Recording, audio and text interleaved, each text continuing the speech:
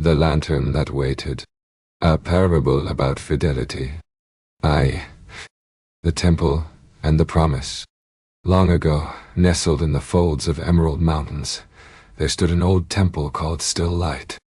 The temple was humble, built not of marble or gold, but of weathered wood, soft moss and patient stones. It was known not for its grandeur, but for a single lamp that never went out. That lamp, they said, had been lit 300 years ago by a monk named Ankai, who made a vow: "So long as love remains in this world, this light shall burn." Each day, the monks would take turns tending the flame. They did not question it.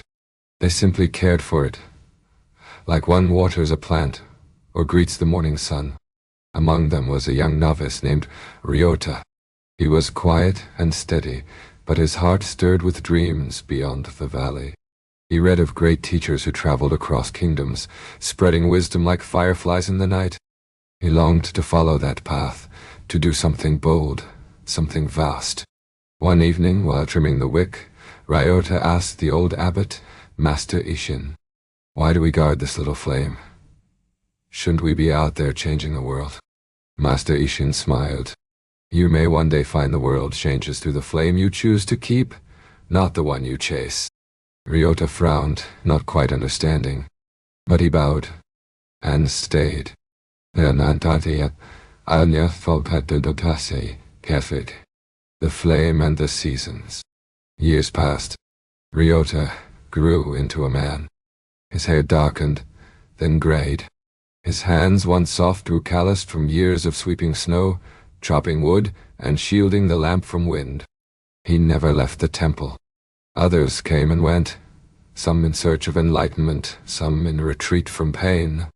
Many stayed for a time, then wandered on. But Ryota remained. Every morning he rose before dawn to greet the flame. He would bow, then whisper, "You are still here, so I will be too." Dawn struck. Fires raged in nearby towns. A war came to the eastern hills. Once, even a band of thieves tried to rob the temple. But the flame was never lost. Through all this, Ryota watched the world rise and fall like breath. He lived a quiet life, but never once in 70 years did the flame go out. The stranger from the west. One winter evening, a traveler arrived, cloaked, weary, wrapped in snow. He said he had come from distant lands, searching for a teacher of the inner way. He had heard rumors of a temple where a light had burned for centuries. Ryota, now stooped with age, invited him in. They drank tea in silence. Finally, the stranger asked, "What is the secret of this light? What mantra keeps it alive?" Ryota smiled gently. "No mantra, only tending." "You mean someone has cared for it? Every day?" Ryota nodded. "Even when I was sick, even when no one came, even when I forgot my own name, I remembered the flame." The stranger leaned in, puzzled. "But what for? What does it represent?" Ryota looked at the flickering lamp, then said softly, "I promise that what is loved truly is never abandoned. That constancy is its own kind of devotion. That faith does not always shout. Sometimes it simply stays." Na toth. Adsuganpei, Arakas. Godfighty Sophony. The ember and the breath. Not long after, Ryota grew ill. He lay on a mat beside the flame, his breath as soft as the rustle of leaves. Monks gathered. One of them whispered, "Who will care for the lamp if he goes?"